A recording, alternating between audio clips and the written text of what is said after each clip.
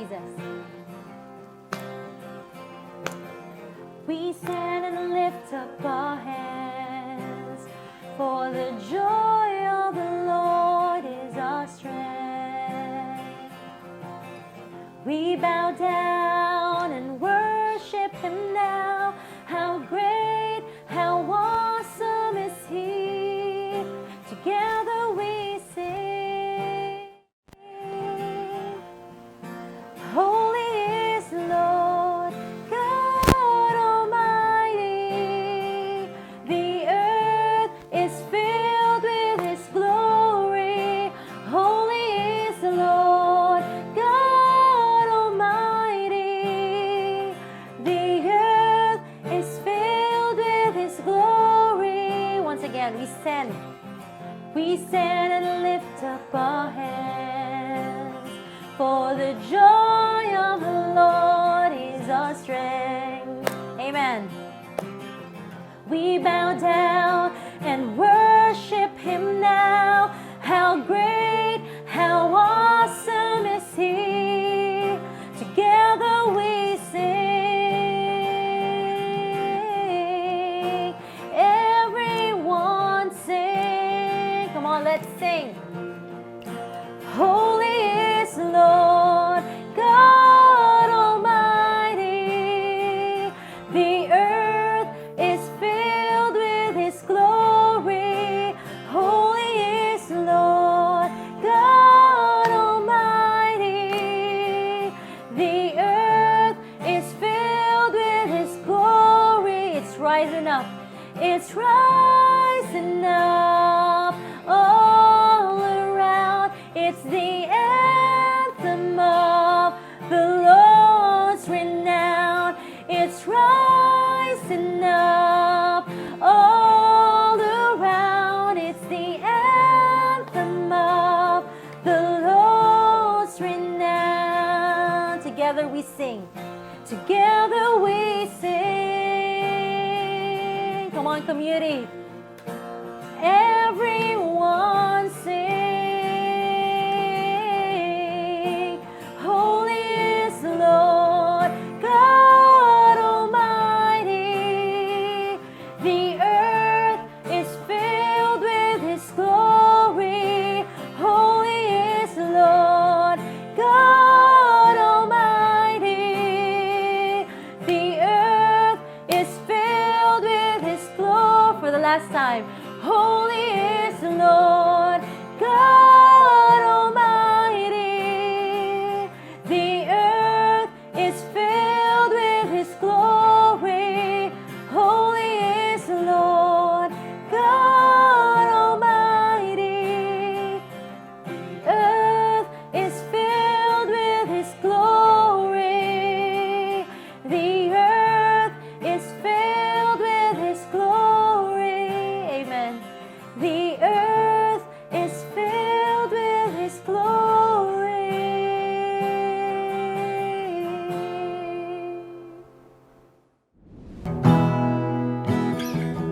Thank you, Jesus. Make us a generation that seek you, Lord.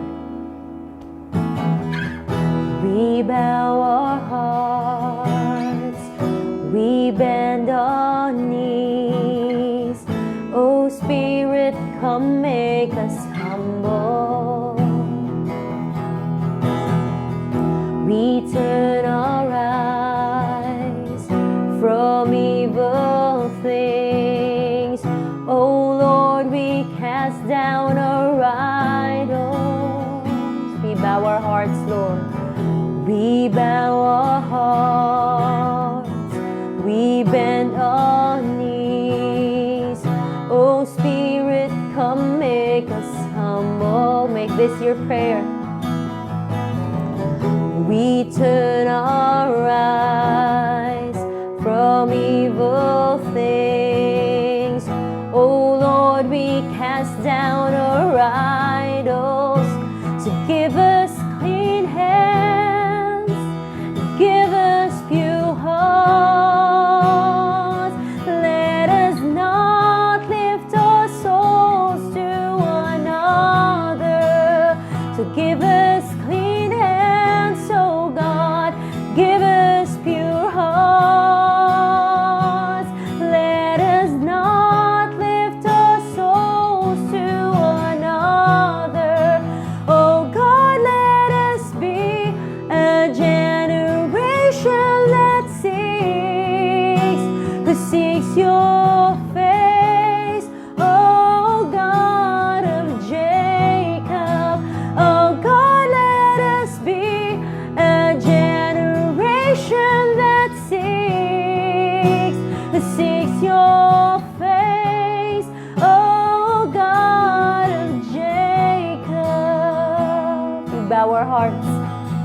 humble down before you, Lord Jesus.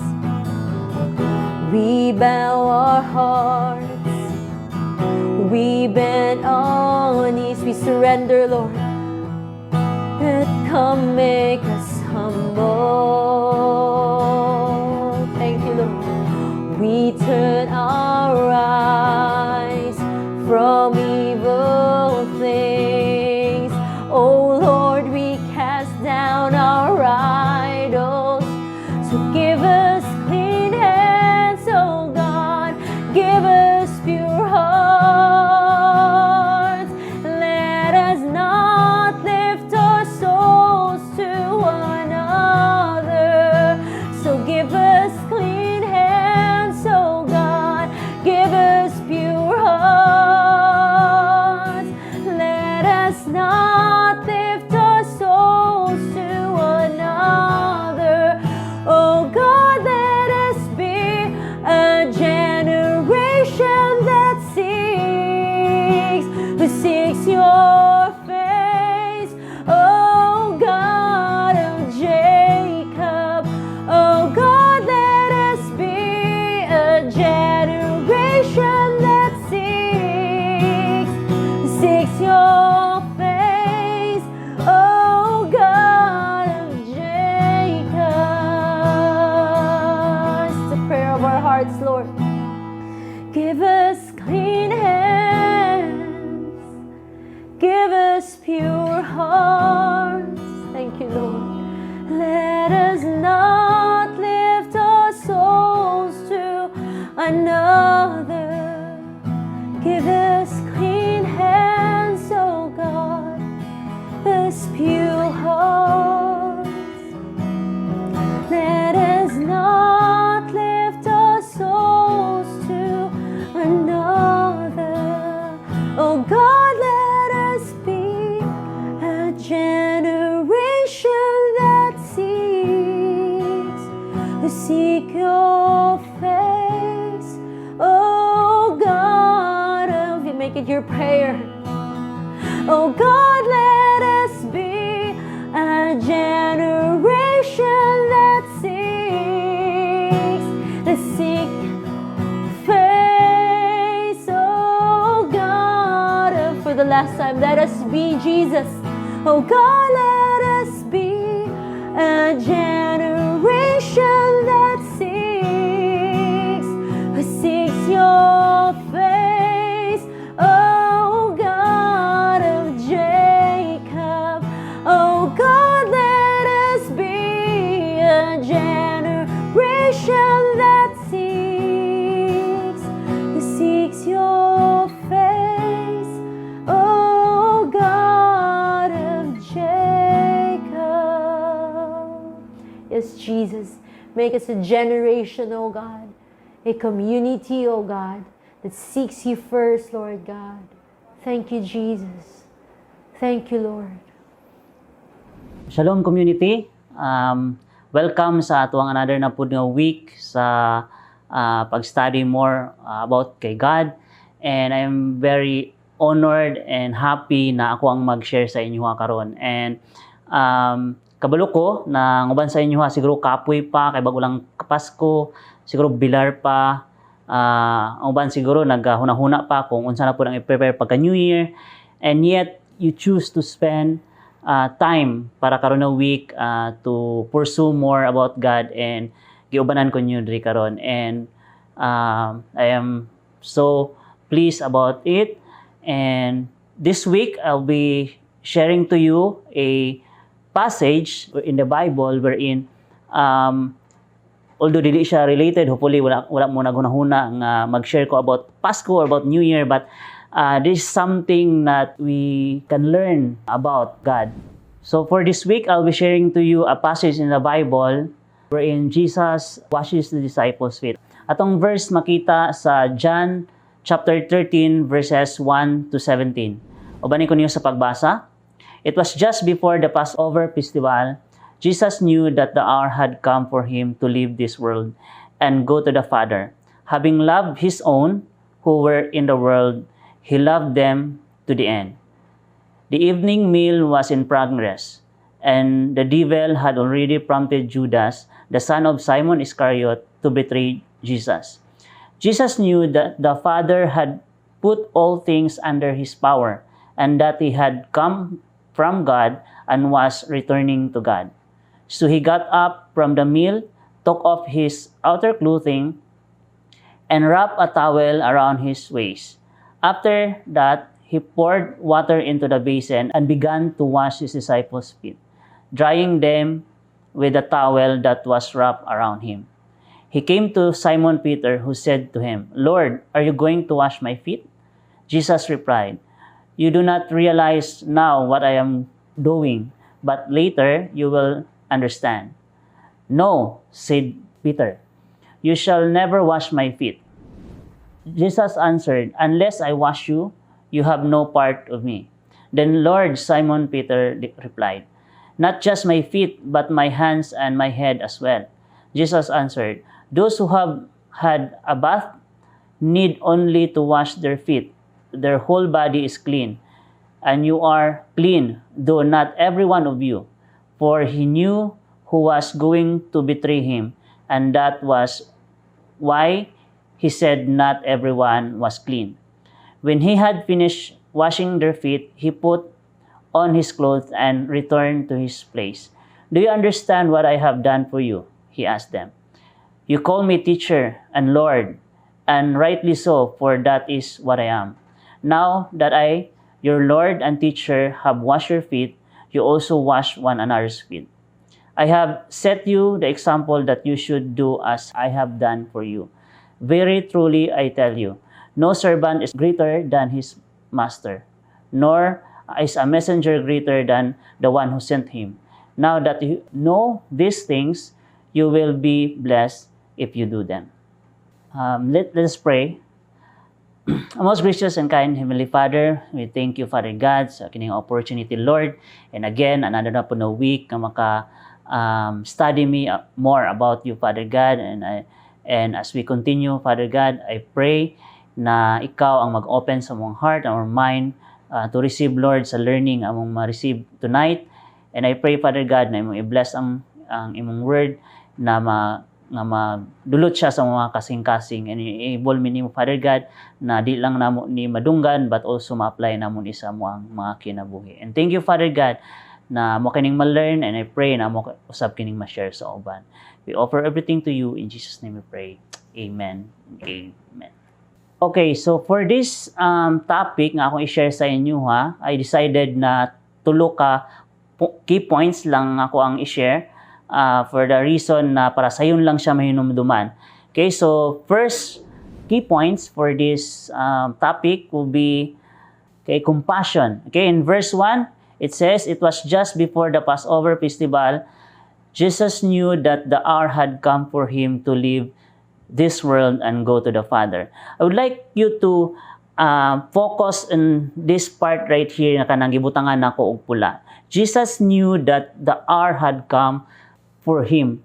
Kaningat time, kung ato ang balikan ang panghitabo, mo ni siya ang time na nag-last supper Jesus Christ sabay ang iyahang mga kauban ang iyahang mga disciples. And as we know, na after that last supper, pagka following day mo na tong day ang gidakop si Jesus Christ, and after that sunod-sunod na gibetray siya, and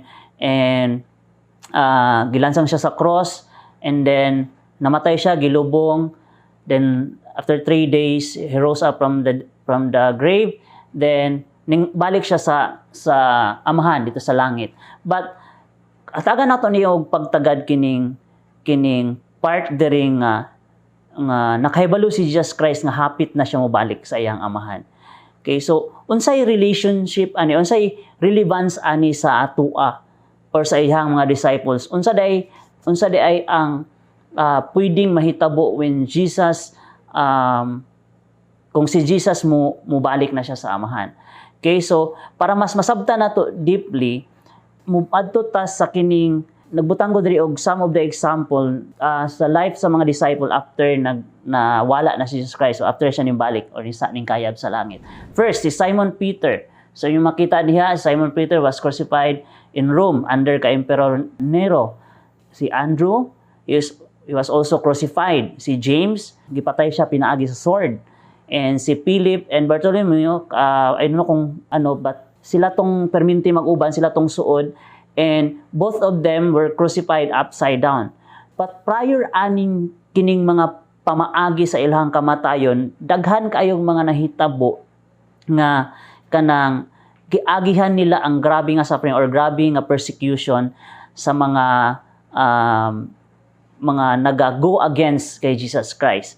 Okay, so si Jesus, kabalo siya nga hapit na siya mubiya, and kabalo pud siya kung unsang klase mga persecution or kinabuhi ang pwedeng agihan or sapiton or mahitabo sa iyang mga disciple kung wala na siya. And because of that, gusto niya ang iyang mga disciple is ready ani tanan. Kay ready ani tanan. Kay even man gani katong wala pa siya, there are some cases, particular instance nga sila na fail sila sa ilahang faith. Bisan kauban pa na si Jesus Christ. So, how much more na wala na si Jesus Christ? So, Jesus knew na dako kayo ang mga persecution nga moabot kung wala na sila. So, and because of that, gusto ni Jesus Christ nga ang iyang mga disciple ready and kanang equipped to push or to continue sa gospel o sa ministry nga iyang nasugdan. Okay, so mabitaw na if you're a Christian, is very odd to kanang hear ba or to think nga kita magtutuo ta, but nagaisip na dili jud ko ready ani akong situation karon, or dili jud ko kanang prepare sa kining gialaw ni God nga mahitabo sa kuha. And because of that, makita nimo sa atong panahon karon, especially sa atong times karon, that there are lots of Christian professing that they are Christian, but sayon lang kaayo sa ilahang mag-grant sa social media. Ang uban posible dili sa Facebook, posible sa Instagram or sa ilahang Twitter and everything, and makatawa pad gani ko kay dahan kayo sa mga estudyante nato sa Shalom Warriors that they choose nga i-block me, kami nga mga instructor, i-block me sa ilang social media. It's because whenever they posted rantings in their social media, amo silang ginaistorya, and some of them, even ang mga leaders, ang mga train na to nga mahimong leaders, ang even nga dugay na sa ilang faith, they do it. And it's very odd. It's because naga-profess na Christian, nga nagahuna-huna ta, dili jud ko ready ani. Grabe kay tamuran sa mga panghitabo sa ato ang kinabuhi. But I want you to realize that si Jesus wala lang siya nag-desire nga ma-ready ang iyang disciple. Now remember, whenever tong time nga nag-decide ka nga i-follow si Jesus Christ, tong time nga nag-ingon ka nga, Lord, kailangan ka nako sa akong kinabuhi. Lord, be the Lord of my life and forgive me sa ako ang mga sala. That's the moment na you became, or I became, or we became one of His disciples. So, dili lang kay ang katong 12 disciples ang gusto ni Jesus Christ na mahimong ready for every circumstances na mag-abot sa atong kinabuhi. Kita usab sa ato ang modern times karon. It's because ingon gani sa Matthew, di ba, na Jesus nag-live sa iyang life for us to become the best example. So Jesus wants His disciple to be ready. He wants you to be ready. So kung nakay kauban karon, nakay katapad diha kaing na siya nga Jesus wants you to be ready. Gusto ni Jesus Christ na mahimo ka nga ready. Second point na gusto na ko i-share sa inyo karon is love. Same nga verse 1 sa baba banda. Having loved His own who were in the world, He loved them to the end.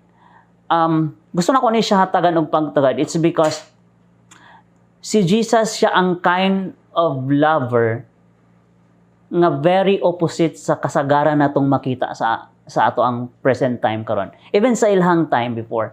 It's because di ba, if maka-realize ka, kung ang parent naga-prepare kayo para sa ihang mga anak kita, especially sa mga father na kita dyan na naga-provide, even sa mga mother nga sila ang naga-asikaso dyan sa mga anak, wala ta naga-prepare o wala ta naga-himo og mga plans na pangkaron lang, temporary lang. In fact, some of our fathers, grabe kay ang ilang pagtrabaho, grabe kay ilang paghago, grabe ang uban tagduhan ang trabaho, napagay uban nga napagay mga sideline. It's because gusto nilang in the future na ay kung wala na sila, na ay kanang maayo nga kinabuhi ang ilahang mga anak. And this is the kind of love nga gusto ni Jesus sa iyang, or gihimo ni Jesus, or gipakita ni Jesus ngadto sa iyang mga disciple, nga gusto siya nga kung wala na siya, ang iyang mga disciple is equipped gyapon, kanang empowered gyapon to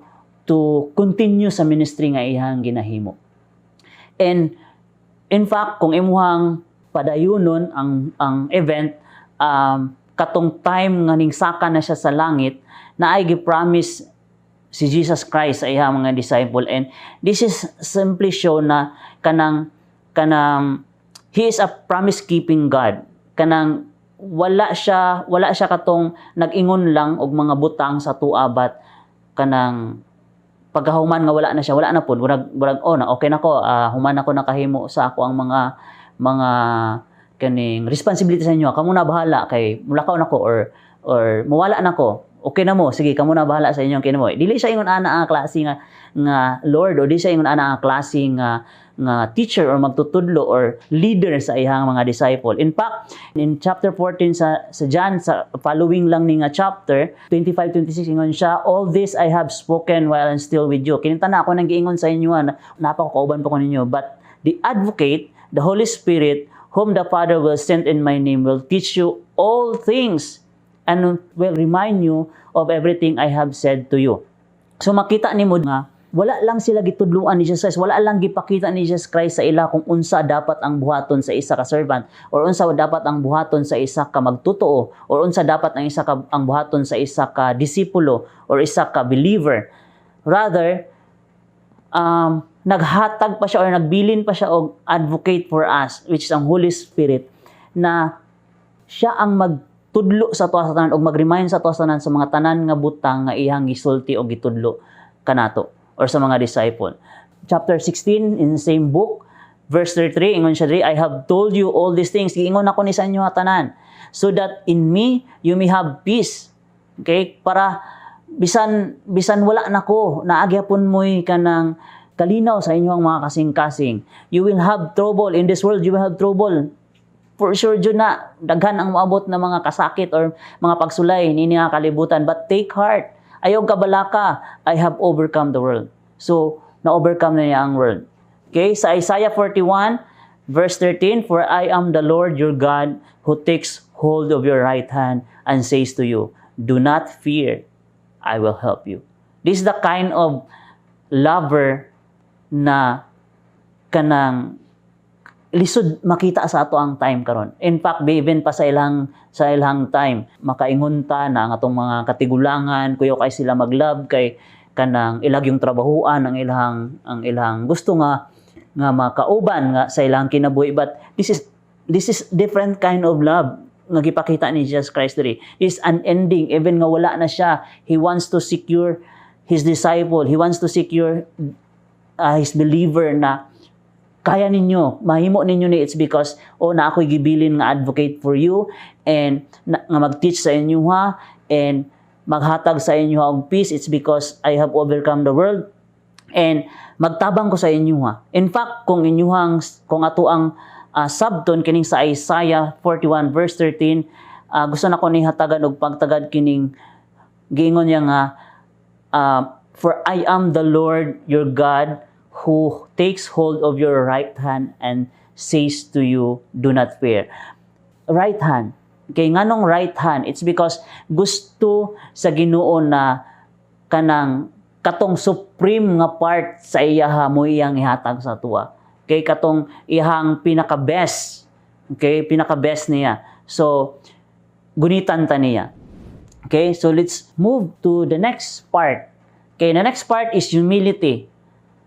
Okay, so sa verse 4 to 7, it says, so he got up from the meal, took off his outer clothing, and wrapped a towel around his waist. After that, he poured water into the basin and began to wash his disciples' feet, drying them with the towel that was wrapped around him. He came to Simon Peter, who said to him, Lord, are you going to wash my feet?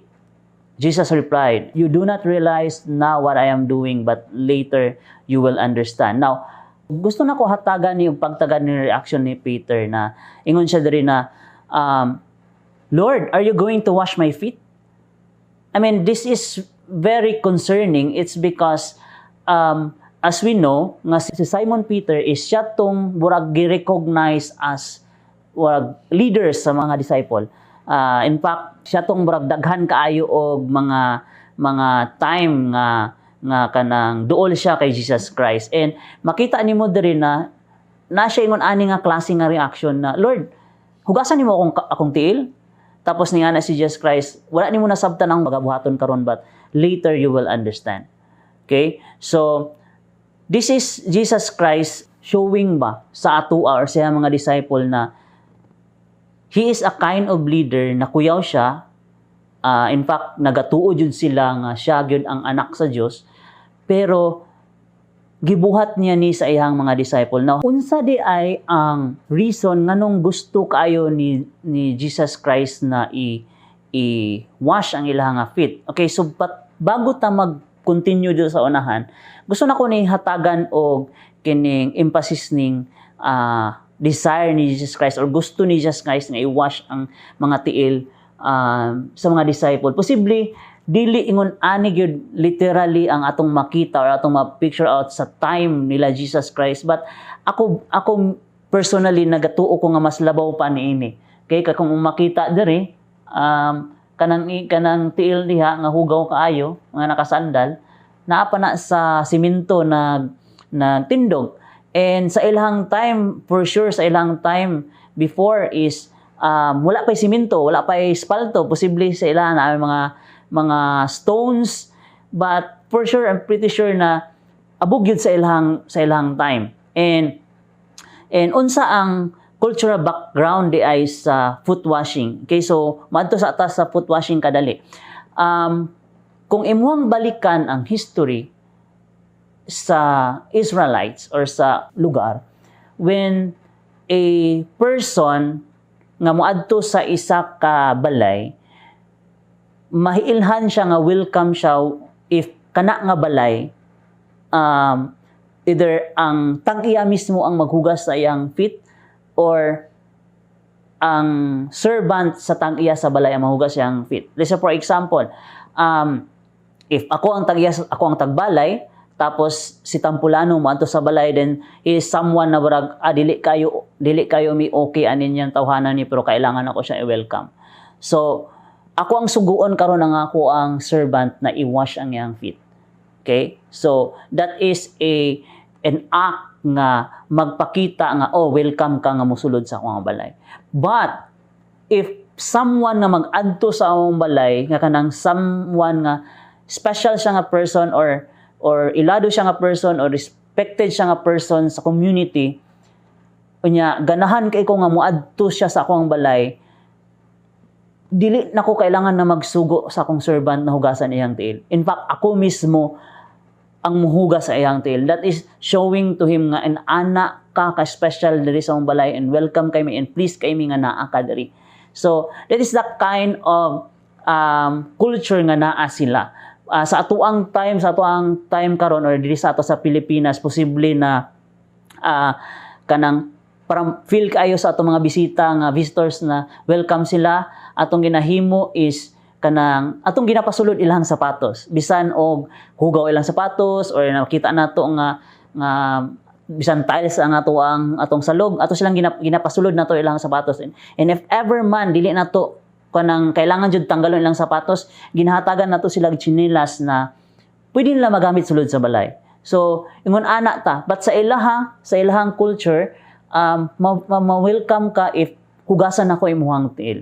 So that's the cultural background. So sa Matthew 20 verse 28 ingon siya, Jesus the Son of Man did not come to be served but to serve and to give his life as a ransom for many. So mo ni siya ang gustong makita ni Jesus Christ sa mga disciple. Kini siya nga picture nga Yes, you are a leader. Yes, you are a messenger of Christ or messenger ka ni God or nagawali ka, but you must be a servant as well. Okay? So, kanang dapat kay heart na wala lang ka nagawali sa pulong sa Ginoo, wala lang ka himo sa bulaton sa Ginoo, but the kind of heart na willing ka mo extend or mo go more pa mo walk extra mile para makaserve ka sa uban. And that is why ganahan kay ko sa team or motto sa Shalom Warriors is because ang among motto ang gihatag ni Elijah or team namo sa group is Shalom Warriors is save to serve. So ganahan kay ko ana nga kana siya nga praise, it's because you are saved, and because you are saved, you're going to serve. So, kana siya, mo bitaw na sa mua sa karate. I don't know kung daghan sa inyo karon nga nagakarate sa Shalom Warriors, siguro sa mga batan-on nato. Mapansin niyo nga ang mga instructors, wala sila nagapahimo og mga strengthening or mga exercises nga ang instructor mismo dili makakaya kana magtudlo lang. Okay, si buhatan na. Okay, sige kini. Pero sila mismo dili sila makahimo. Let's say for example, okay, 50 push up. Tapos si instructor, dili niya makaya, 10 lang dahil yung makaya. We don't do that in our team sa Shalom Warriors.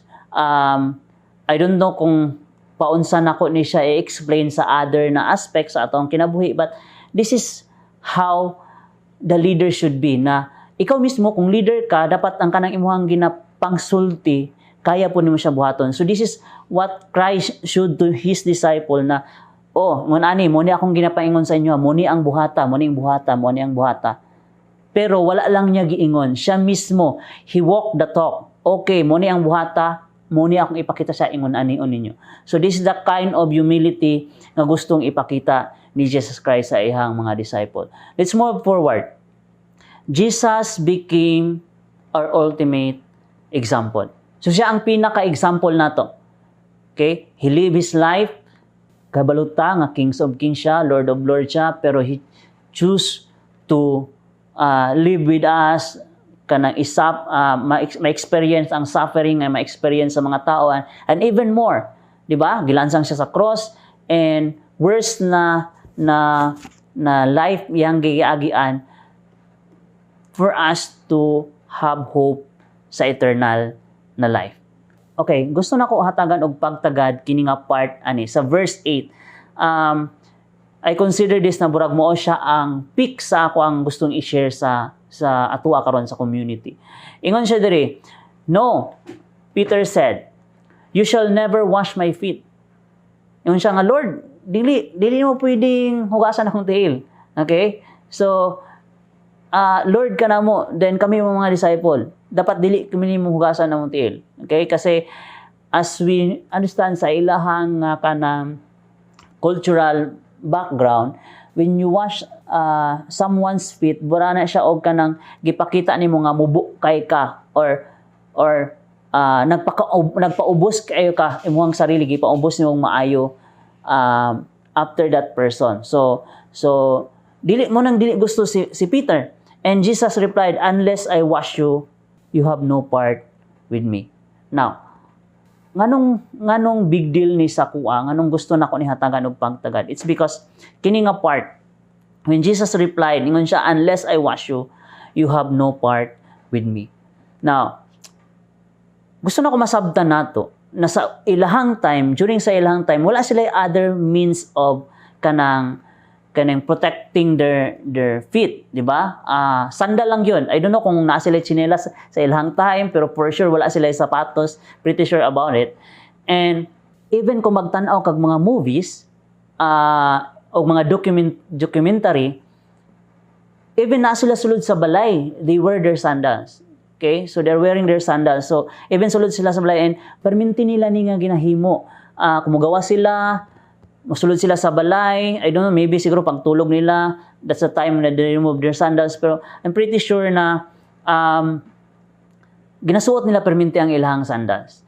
And unsay relevance ana Brad Mel sa ato ang generation, sa ato ang time karon or sa mga disciples, nganong burag it seem sa kini nga verse big deal kayo kay Jesus Christ, ang paghugas sa tiil sa iyang mga disciple. In fact, ingon siya, kung dili ti ka mahugasan, you have no part with me. Okay? So, hatagan nato ning pagtagad. Now, remember, sa ilang time, in the old times, every time magsulod ka sa presence of the Lord, you have to remove your sandals. There are lots of passages in the Bible na mabasa nato na. And one of the example is when Moses, to si Moses katong time nga na siya encounter with God, katong through sa burning bush. Unsay giingon sa Ginoo, baingon siya na take off your sandals because you are standing on the holy ground. So in many more other verses or passages in the Bible na whenever si God, He choose to encounter with someone or tao or human being sa Bible, naadjuning pagtanggal sa sandals is because katong someone nga nag-encounter kay God or sa Ginoo, sa Dios, mahimo lang silang worthy for that sa kana nga presence sa Ginoo if they remove their sandals.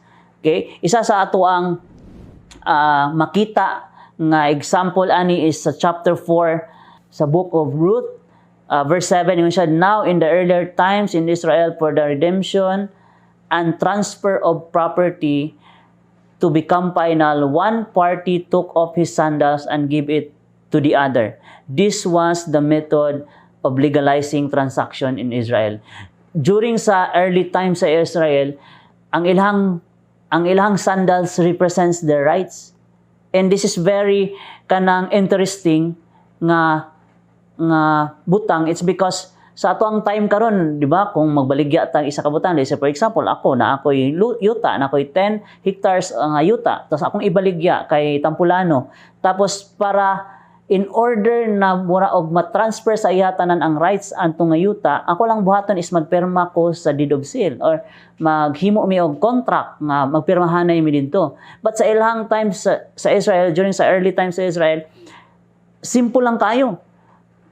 Para ma-release na ko ang tanan akong rights ato nga property, like kini siya nga place nga akong itindugan, kini nga balay or kini nga yuta, or even sa ako ang asawa ba or anak or property, anything nga belongs to me, para mahatag nako sa uban ang tanan nako nga rights ato, ako lang buhaton is tanggalon nako akong sandals in akong ihatan sa iya.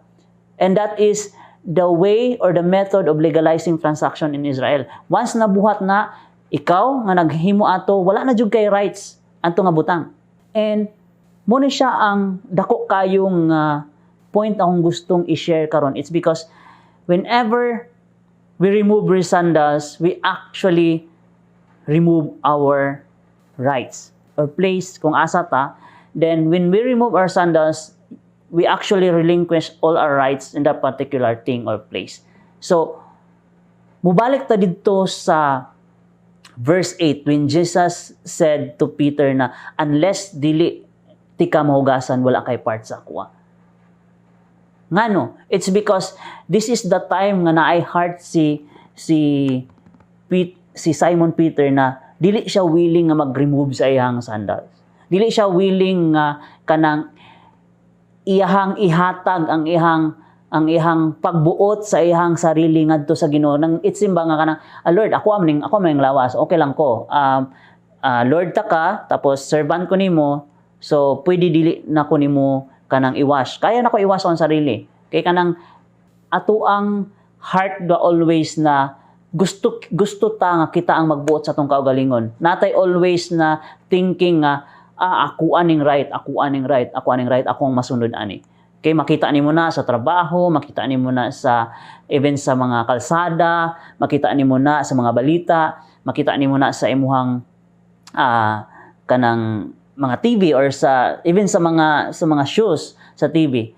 So when you enter the presence of the Lord, okay, so whenever kita magsulod sa presence sa Ginoo, kailangan din nato i-surrender tanan nato nga rights. Okay? And that is the only moment nga mahimutang worthy sa presence ni God.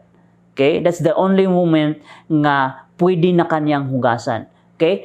So kung imuhang I don't know kung ma-picture out nimo, but na-picture out na ko nga si Jesus Christ, atubang niya si Peter, tapos gusto ni Jesus Christ nga hugasan ang tiil ni Peter, but dili niya mabuhat. It's because Peter is not willing to remove his sandal. And the sandals here represents katong gusto nimo ba or right nimo sa imong sarili. Dili siya willing na mag-surrender sa iyang tanan-tanan diya sa Ginoo. Okay? Pag i-surrender nimo ang tanan sa iya, that's the only time nga pwede ka niya limpyuhan. Okay? Mao lang gyud na ang time nga pwede ka malimpyuhan ni God kung i-surrender nimo ang tanan sa iya. Okay? Unless I wash unless I wash you, you have no part with me. This is Jesus saying. So burang sa ato ang panglaktod nga kapag istorya nga pag dili te ka malimpyuhan, dili nga ako. Pero pag nalimpyuhan ta ka, ako ana ka. And mo ni ang ganahan kayo nako ani nga parts. It's this because mo ni siya ang assurance nato as believer na whenever malimpyuhan ta sa Ginoo, ang ato ang kinabuhi iyahan na. And kung iyahan na ang ato ang kinabuhi, wala na'y pwede nga makulang sa ato is because naana sa ato ang tanan. Next, sa verse 12 to 17, ayun siya, when he had finished washing their feet, he put on his clothes and returned to his place. Do you understand what I have done for you? He asked them. You call me teacher and Lord, right, and rightly so, for that is what I am. Now your Lord and teacher, have washed your feet. You also should wash one another's feet. Okay, so this is the charge. Mo ni siya ang katong murag sugo, mo ni siya ang katong challenge sa Ginoo sa tuwa nga ngayon niya na, ako manggani, ako nga inyong Lord, inyong ginatawag nga Lord, inyong ginatawag nga teacher. Gibuhat na ko ni sa inyo ha. Mo po dapat ang akong ma-expect sa inyo ha. Buhaton po ninyo ni sa inyo ang isig kaingon. Now remember, nganong naingon na Jesus Christ is even katong time, mga previous pa nga time, nga wala pa or layo pa nga nga dakpon Jesus Christ or layo pa siya nga ilansang sa cross, naanay mga instances or mga circumstances wherein ang mga apostle is nagakumpit na sila kinsa kaya ang ibutang ni God ni Jesus Christ sa iyang right hand whenever mag-reign na siya sa iyang kingdom. Di ba naay na tapos niabot pa ito sa point na ningon si Jesus Christ, whoever nga katong pinaka-least sa inyo will be great in my kingdom, o katong pinakakuyaw sa inyo karon will be least in my kingdom. So kana ba naana nga mindset sa mga disciple, and that is why ingon siya na ako, gibuhat na ko ni sa inyo ang gitawag ko ning teacher og Lord. Mo po ni dapat inyong buhaton sa inyong mga kauban. And that is the charge, the command. Okay? Mo ni ang charge sa Ginoo. Do this to one another. Okay? So sa verse 15 siya, I have set you an example that you should do as I have done for you. Naghatag kong example, mao ni akong gibuhat. Nga bisan dapat trabaho lang ni sa isa ka servant, but gibuhat na ko ni para buhaton po ninyo. Okay? Mo ni ang gusto nako nga atong hatagan og kanang atong pag-isipan, atong pagtagad, atong ibutang sa atong nauna kanunay. Number 1, okay, Jesus is working on a timetable and he did it all in his own timetable. Kabalo siya nga hapit na nga kayab siya sa langit and ilan sa cross and hapit na mahuman ang iyang time sa kalibutan. And because of that, gibuhat niya ang tanan nga kailangan niya nga buhaton para mahimong ready ang iyang mga disciple. And gusto na ko masabtan po nato, nakita usab we are working on a timetable. Always nato madungog. Okay, always nato mabasa common kayo nga verse na we are in the last days. Okay, naanata sa katapusan sa kapanahonan karon. Kung kanus among gyud matapos, wala ta ka palo, wala ta ka pinpoint ana, but we are informed that we are in the last days and we too should work on a timetable. Dapat mabuhat na to ang gi-charge sa Ginoo sa tuwa. Bago ta mawala ani. Posible kung kanus amang gyud mahuman ang kalibutan or kanus ata kita mismo ang ato ang life mag-end sa kalibutan. Okay? Another thing, we must wash each other's feet, not throw each other's mud. This is very sad. It's because makita nato ni sa mga churches karon, sa mga Christian churches karon. karon sa atong time. I know a lot of churches before in my past church na nahati jud ang tibok nga church. It's because one member sa church o isa ka murag pangulo sa church na siya gusto mahitabo, then ang other nga pangulo di siya gustong mahitabo na, and nagfight sila and nagkampihanay and nabuak gyud ang tibok nga church. Dili lang isa, dili lang duha, but several churches nga ako ang nahibalan before, na encounter before, na ingon ana ang nahitabo sa ilaha. Bungkag yun. Nahimo og duha ka church. And kato nga church, okay lang unta kung nahimong duha ka church, nang multiply sila kung in harmony. Wala.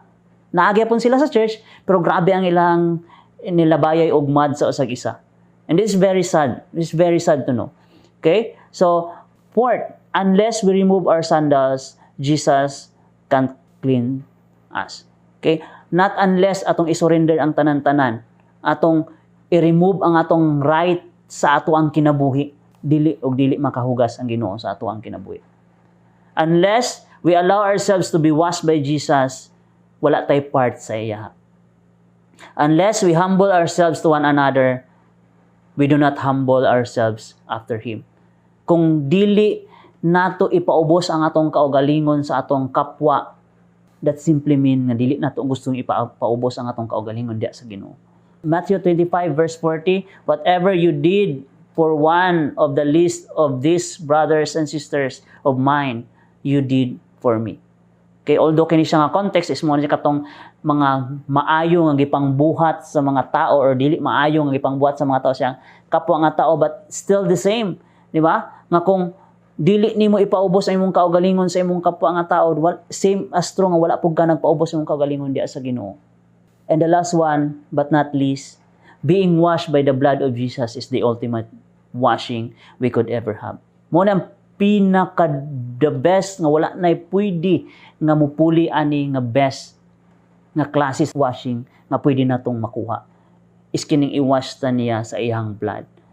And I hope and I pray na dili lang kay ato ang mahinumduman how passionate or how compassionate si Jesus towards us or towards His disciple, o dili lang nato kanang mahibalan nga ay ngon adi day nga kind of love ang gipakita ni God or ni Jesus Christ sa iyang mga disciple and as well sa atoa, but also we will experience the kind of love nga ato pong mahatag sa uban. It's because we have been charged or gisugo ta nga ato na siyang buhaton, kanang klase nga pagpaubos, kanang klase nga gugma, kanang klase nga pagiging compassionate sa atong kapwa is gisugo ta niya, and we need to do it in our own timeline. It's because wala ta kay balo. Posible okay kay ta karon, pero wala na ta ugma. Posible dahan kay tag plans karon, dahan kay tag gusto mahitabo karon, nakaplano ni sa tanan, pero wala na ta ugma. We also have our own timetable. Ako nang hinaot na ang matausa sa tua maka-remember sa how passionate si God, compassionate siya, si Jesus Christ, how unsang klase nga love yang gustong ipakita sa tua, and unsang klase nga humility ang ihang gusto natong buhaton sa ato sa kapwa, and makita ang ihang kinabuhi sa ato ang mga kinabuhi, makita ang ihang pagkaginuo sa atong kinabuhi, and because of that daghan unya ang magsugat kaniya samtang mubalik na siya diri sa kalibutan and para kwaon ang ihang mga iyaha. I hope and I pray na dili lang nato ni mahibalan, but also ato sini siyang ma-apply sa atong kinabuhi. Shalom, and thank you sa inyong time sa pagpaminaw. I hope and I pray na naatay na learn this week, and happy ta nga ato ning i-share sa uban. Shalom.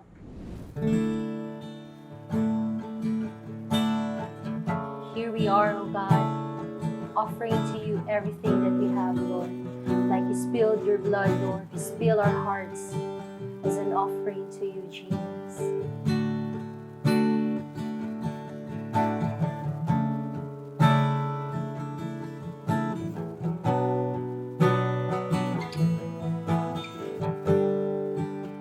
Tell the best jar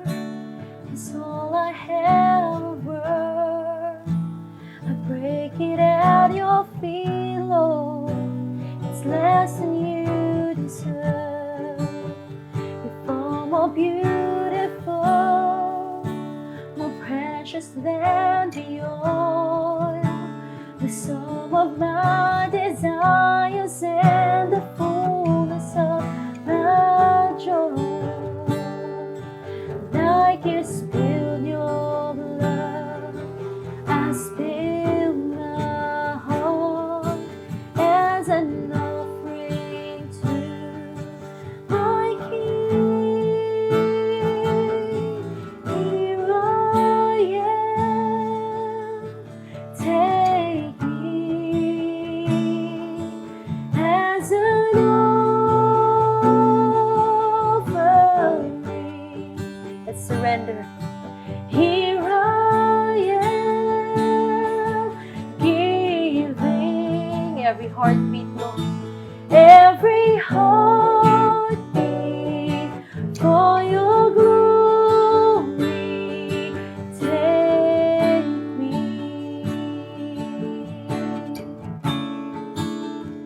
Yes, Jesus. This time that we have left, Lord, surrender to you. This time that I have left is all I have of worth. I lay it at your feet, Lord. It's less than you deserve. Amen. And though I've little strength, and though my days are few, you gave your life for me so I could live a life for you. Come on, church. Like you spilled your blood, I spill my heart as an offering to my King. Here I am, take me as an offering. Receive our offering, Jesus. Here I am, giving every heartbeat for your glory. Here I am, take me as an offering.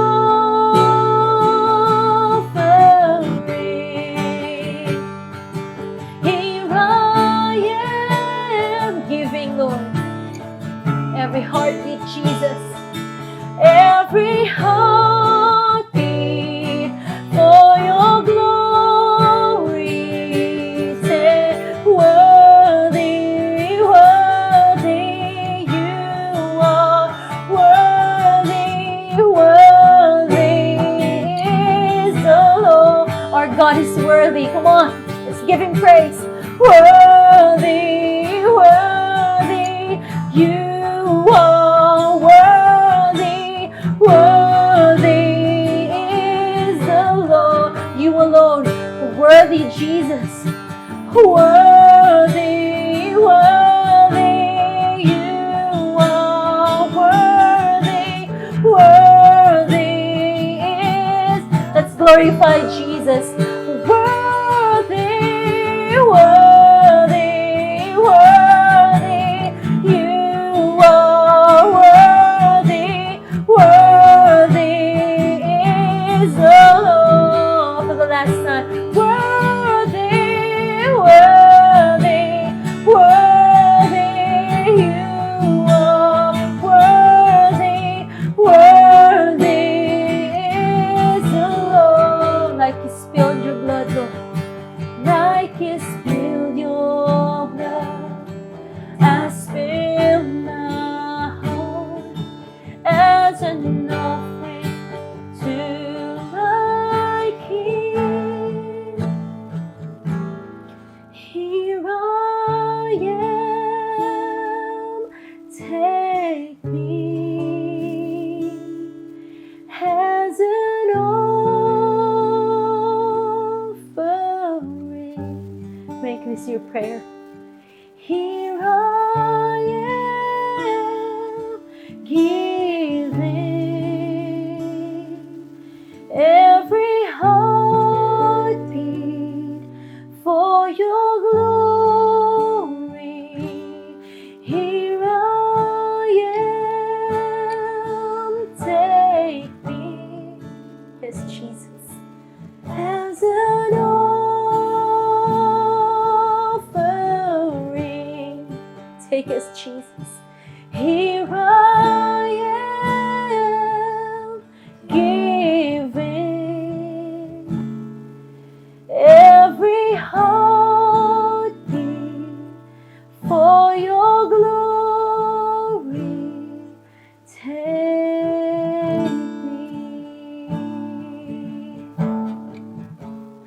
your glory alone.